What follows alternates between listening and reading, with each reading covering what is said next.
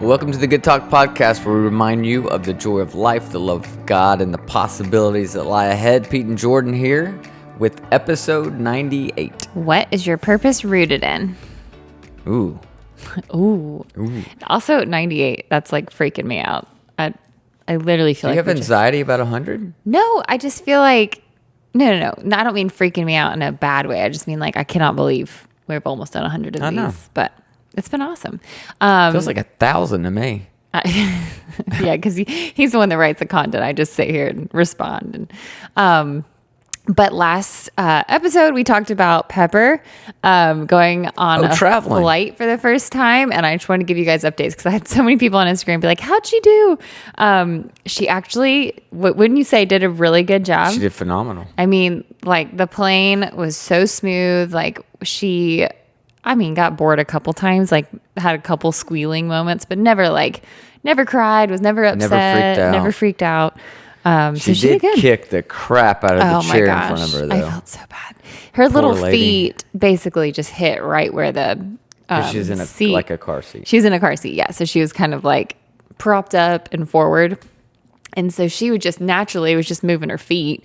And she's so like a ball of energy anyway. So this both ways, there and back, the women who sat in front of her were angels and so sweet, and they were very, very kind. Oh my gosh. But another thing that I think is the best travel hack we figured out with a toddler, if you're traveling with a car seat, it was a strap that's like goes around the car seat, like through the belt path, like how you would normally buckle it into a car, and it goes around your luggage and hooks up to the top. So like we basically attached her car seat onto Pete's carry-on, and she sat in it, and because it's a roller bag, she literally rolled her around everywhere. It was like a stroller, and we didn't have to carry the car seat. It was the best thing. People were very intrigued by it. People kept stopping us saying, that's a great idea. Yeah. I don't know if it just looks so redneck, probably, that people were like, "Oh, it's a real thing though." It's on Amazon. Have to take a stroller. Yeah, it's on Amazon. A bunch of people. I put it on my Instagram, and there's a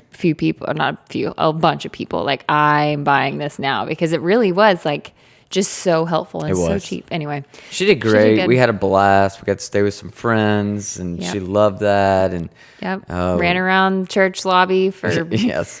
Oh man, I feel so bad for everyone who was in her wake, because she was just sprinting everywhere, running everywhere. I wanted to talk to more people, and it was always like in passing, like, hey, I have no idea where my toddler went. But yeah, she did good. It is so hard to have an intelligent conversation with another adult when you have a toddler running around. I feel like that's my whole existence this past year, ever since she's been able to move. It's like, you want to talk to them, but you're always side eye is like going somewhere else. And so you know that they know you're not fully paying attention. It just feels awful. But yeah, you're right. It's so hard to actually like have a conversation, but she did good. She crashed so hard. She was tired for days, I think. Yeah. She's not used to she had weird naps and all that. Anyways, it was good. If you are ever debating traveling with a toddler, just do it. I'm a big proponent of that. That's what I said. That's what I've been saying. I will travel. We had this battle. I'll travel with Pepper.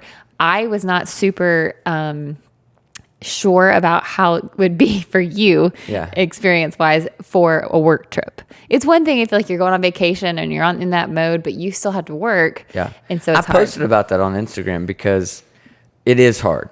And you're like, in bed early in the morning trying to go over your notes, and she's in bed with you watching cartoons. And I have a pretty strict routine that I go through before I speak. Mm-hmm. But what I put in that post was, I look back and I have this advantage that I think is so helpful sometimes, having already helped raise 3 boys who are much older. Mm-hmm. I look back, and my favorite work trips and some of my all-time favorite moments with the boys, where I used to try to take them, each one of them, just one at a time, on a work trip with me once a year. And, and I tried to plan it around fun work trips, the best I could. If you're speaking in Orlando, let's tag on an extra day and go to Disney. But, I look back at those moments, look back at those pictures. I have conversations with the boys today where they still remember those trips, and I wouldn't exchange it for anything. Yeah. And so I love it. I know it can't happen every time. It wouldn't be good for you guys and your schedule, but I love it. Yeah, no, and I think when she gets older, it'll be easier. Yeah. Like, oh, sure. it was just the chaos of a 2-year-old that every toddler brings into the life of their parents. But it was great. I mean, we'll do it again for sure, but maybe not super soon. Yeah. Give you a little break. I just think traveling with your kids is so important. Oh, I do too. I'm a huge fan. You know me. Yeah. Since Pepper was born, we've literally bebopped around and we go places. We've taken her to Florida and Disney, and we've done lots of things. Yeah. We haven't. You and I really haven't traveled together, so it's hard to bring. You and I need to travel or have like a destination, then we can bring her. Okay. Let's go. Where are we going? I know where you want to go. Yeah, I know where you want to go. Yeah, I want to go there too. I want to go to Italy. Anyways, all right, enough of us. Okay, So this is part 1, right? Of part 2. I don't know two yet. parts? I don't Okay. know. I think it might be 2 parts. Okay, we'll see. We'll see. So what is your how this purpose goes. rooted in? Yeah, and so I'll start by talking about what I think is one of the most fascinating things about human beings. All of us, those of you listening, think about this in your life with other human beings, is people's giftedness. Like, that's what makes people so unique and so different. If you think about it, the reality is, as our actual physical bodies, we're all so similar. Yeah. You know, we all have elbows. We all have shoulders. You know, Most of us. most. Yeah. There are people who don't have an elbow. For sure. Well, I Pete. guess, yeah, that's true. Yeah. But the vast majority, sorry, I didn't mean to go down that whole Yeah. Anyway. road. We're very similar. What makes us so unique and so different often is our giftedness. And by giftedness, I'm kind of talking about strengths, things like high IQ, athletic ability, charm, business savvy, charisma, good looks, popularity, artistic talent, leadership. I could probably list some more, but like those are what really make people so unique and different in the way that they kind of live their life Yeah. and what they do. And I was just thinking about this a minute ago. I was looking at that list. If I were to ask you what gifts on this list, you can look at the list if you want to, are most impressive to you, like that you're just like, wow, those are impressive gifts. I'd say artistic talent is impressive to me. Athletic ability is impressive to me, and high IQ. And I think high IQ more in the sense of like I like innovative people. Yeah. I think that's interesting. Well, so I marked down 2, as you can see in my notes. High IQ and artistic talent are 2 gifts, strengths that they just impress the heck out of me. Yeah. But what's ironic is I don't have either one of those, and I think that's why I find them so impressive. Yeah. I don't have a high IQ, and I have 0 artistic talent. Yeah. 0. But Yes. you picked artistic talent, and you actually have artistic talent, and you picked high IQ, and I think you have a high IQ. I don't know about IQ. I've never actually taken like whatever that test is, but artistic talent. I think that it can also go the other way where it's like, if you are interested in it or feel like you possess it, you also are a student of it. Yes. And so you appreciate like people who are very good at that thing. Yeah. So that's kinda yeah, where- you can kind of look at it a couple different ways. Yep. But all these things that we just talked about, high IQ, athletic ability, charm, business savvy, leadership, good looks, popularity, whatever, I think those are all fall in that gift department. And they're good things. Like, I want to be real clear about that. I'm not saying that gifts are a bad thing at all. Yeah. They're great. But your gifts, I don't believe, are actually the most important thing about you. Mm-hmm. There's something else that you have called character, right? And that character, it's defined in so many different ways, but basically the most simple way to say it would be kind of your moral and spiritual makeup, right? It's the word that we use to talk about what we think, what we feel, and probably most importantly, what we choose. What we do, yeah. Is what forms our character. And your character, or lack thereof of character, is what makes some people honest and some people a liar. It's what makes some people humble and some people arrogant. It's the absolute core of your personhood, and it drives the decisions that you make in your life. Yeah. That's your character. And I bring all this up because in the spirit of honesty, there have been seasons in my life where I prioritized giftedness over character. And it's very easy to do because we live in a culture that idolizes giftedness. Yeah. And giftedness is what people see. Yeah. So especially if you're a people pleaser like I am, and you happen to be one too, we're threes on the Enneagram. Yep. We're about performance, and that's always going to be tied most often to giftedness. Yep. It's what people see, and so it tends to be what we focus on. Again, I'm not saying you shouldn't focus on your giftedness. If you have artistic abilities, whether that's singing, drawing, writing, whatever, like you should work on your giftedness. You should make those strengths even stronger.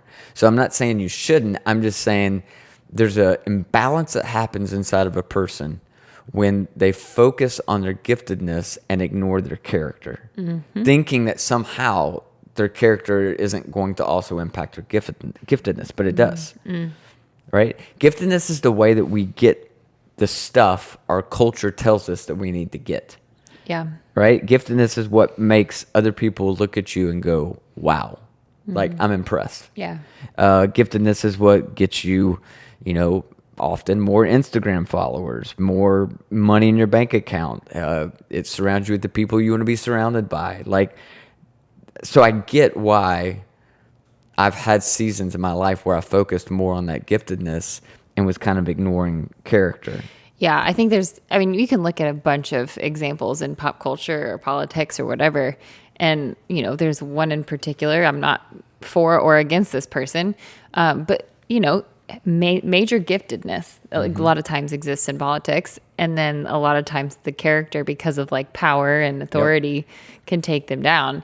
But I feel like we see that a lot.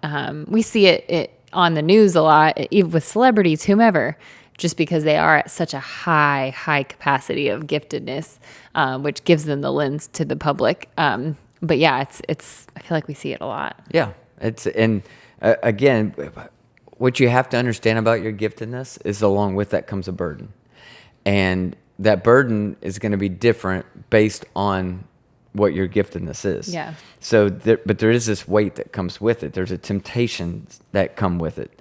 There's a way of thinking that comes with it. There's a tendency towards entitlement when you focus solely on your giftedness. So like for me, one of my gifts is leadership, which is a gift. I really admire that gift in other people. But we've all seen that leadership, with that gift, there comes a certain burden. There comes a certain weight. There also comes certain temptations. When you have that skill of leading other people, well, that can real easy turn into manipulation. Yeah. And you have this gift that you could manipulate people to do what you want them to do, even if that might not be the best thing for them. Right. So I think it's important to think about your giftedness, think about the burden that comes with that, think about the weight that comes with it, and also think about the temptations that can accompany your different gifts. Yeah. Because if there's not character there, eventually your giftedness will crush you. Yeah. And that's the scary part about it. The success of your giftedness can sometimes mask the erosion of your character. Say that again. The success of your giftedness can sometimes mask the erosion of your character. Okay, got it. In other words, you're so gifted and you're getting so many things done that even the people around you sometimes will overlook your character. Yeah. Because of what you're able to accomplish with your giftedness. But that's not going to do you any favors, because still the weight of that giftedness will eventually crush you. Yeah, that's good. I've talked about this before, maybe not on the podcast, but I've talked to you about this before. I love this idea of pruning. Yes. And I have these apple trees out on our farm, and I love these apple trees. But the interesting thing about these trees is if I don't prune these trees, they produce so many apples that the tree itself can't actually bear that weight, and it will kill it. Yeah. So the gift it provides, the fruit, the apple, can also be the thing that ultimately ends up killing that tree if it's not pruned. And so I think sometimes, again, that's what happens to us as people when we just focus on giftedness, and you're getting more gifts, you're getting more success, you're probably getting more money that's coming along with that when you focus on your giftedness. But if you're not paying attention to your character at the exact same time, that giftedness is creating a weight in you that you can't sustain.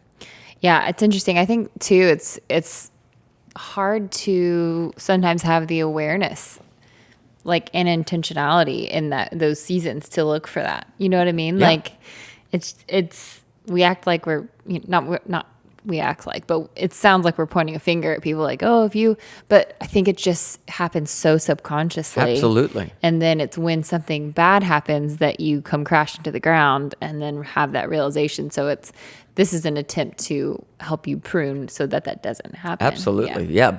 And again, I want to say this one more time. This is not about not focusing on your giftedness. Get better at the gifts that I believe God's given you. Mm-hmm. But at the same time, don't completely ignore character. Mm-hmm. There's got to be a balance there. Yeah. And we tend to, again, idolize giftedness. So we tend to put a lot more onto that. And so the question for me is, how do we begin to become more aware, like you just said? How do we shift so that all of our focus isn't just on our giftedness? And I think it starts with purpose, believe it or not. Mm-hmm. And if your whole purpose is kind of rooted in success, mm-hmm. right? Money, power, notoriety, mm-hmm. then you'll always focus on your giftedness. Mm-hmm. If your purpose is rooted in the kind of person you're becoming, you won't ignore your character. In fact, that will be probably the most important thing to you, mm-hmm. is who you're becoming. So again, just to kind of, I'll restate that another way. If your purpose is rooted in your success, money, power, notoriety, whatever, then your purpose is very fragile, because those things are going to come and go. They're going to go up and they're going to go down. If your purpose is rooted in the person you're becoming, then your purpose is untouchable. Mm-hmm. Because no matter what the circumstances, how things change, how success and failures vary, ups and downs, you never lose your purpose, because your purpose is rooted in the kind of person you want to become. The kind of man you want to become, the kind of woman you want to become, the kind of leader and human that you're going to become. Mm-hmm. So success is great, power is great, money is great, popularity is great. These are all great benefits, but they're actually terrible goals. Yeah. Right? Yeah. You need goals that are rooted in the quality of life that you want, mm-hmm. and the kind of person you want to become, and then let your success flow out of that. Yeah, that makes sense. So that's not the goal. So that's where I'd kind of like put the focus today is, and I want to do a part 2, because I don't have time mm-hmm. to really get into the practicality of how we begin to focus on character. Yeah, that's what I was going to ask. There's a method to this, and it's really not that complicated. Mm-hmm. So I want to make sure we have enough time to talk about that in the next episode. Yeah, and I think that's good. And I think these kind of conversations feel like, yeah, I know I should be a good person, but it's not until we're at the rock bottom when we realize, oh, those little decisions I was making, or these selfish behaviors I had, or, me, working at the office till 7:00 at night and missing dinner, that little things like that in the moment feel like just menial and, whatever. But it is interesting to kind of have the conversation ahead of time and saying, like, what are the red flags? Yeah. And also, like, how can I ahead of time? Because like you said, when you're in the midst of your giftedness, when you're in a high season or a successful season, you're not thinking about, well, what if it's not? You're just like riding the wave. You're like, this is great. But not to live in a state of, waiting for something to happen, waiting for a ball to drop, but more just finding ways to have balance and health for your character's sake. Yeah. And here's the key. It's so much easier to work on your character on the front end while you're also working on your giftedness. Because if you just work on your giftedness and it erodes your character, you're also going to lose your opportunities mm-hmm. to use your gifts. Mm-hmm. And that's why you want to be working on them at the same time. Yeah. Don't wait until everything collapses, because then all you're going to be able to focus on really is your character. Yeah. So that you can have opportunities to use your giftedness. Yeah. And you've had seasons, if you guys are following along with us, you know our stories, but you've had seasons where your giftedness carried you far and long, and you were tired, and I don't know that you would say your character was on the ground, but it definitely was a season that you were basically leaning on your giftedness. Absolutely. And so you've experienced what it's like to be at the bottom and have to then climb back up. Well, but and that giftedness fueled that success. Yeah. Which then fueled a lack of focusing on character. Yeah, that's what I'm saying. So it's like you've seen that, you know what those warning signs are, but now I'm watching you live a life where you're actively pruning, actively like putting balance and boundaries in place so that you do have those, you know, the space and health to have good character. Yeah. Not that anyone's perfect. And we'll talk next week in part 2, again, about some very practical things and questions to help you make that shift. But it really does start with what we just kind of ended with there, which is it's about purpose. You got to define your purpose. And I think for a couple long seasons of my life, my purpose was success, right? And so my driving, not that I completely ignored character, not that I, you know, but my main drive was accomplishment, success. My identity was tied to that. My purpose was tied to that. And what I've learned is, again, those things, whether it's success, power, money, popularity, they're great benefits, but they really are terrible goals. Yeah. And so what I had to say is I want my primary driving purpose to be the kind of individual I'm becoming. Yeah. Not ignoring my giftedness, but when that's my primary drive, then my giftedness kind of flows out from that. Yeah. Yeah. That's really In interesting. such a healthier way. Yeah. Yeah. I'm excited for part 2 because I'm a practical person. So I need the practicals. I know. Well, I think this is practical. Define what is your most important driving purpose for your life. No, it is. Yeah. Just start with that. Think about that. Meditate on that. Pray on that. Whatever it is that you do, journal on that. What is my primary driving purpose? It's good. All right, guys. Well, hopefully you'll stick around for part 2 next week, episode 99. That's craziness. Wow. But yeah. Shoot, I should have made it 3-part. I know, end on the 100. No, so we'll get into the practicals as Pete talked about, and we hope you have an awesome week. And that was another Good Talk.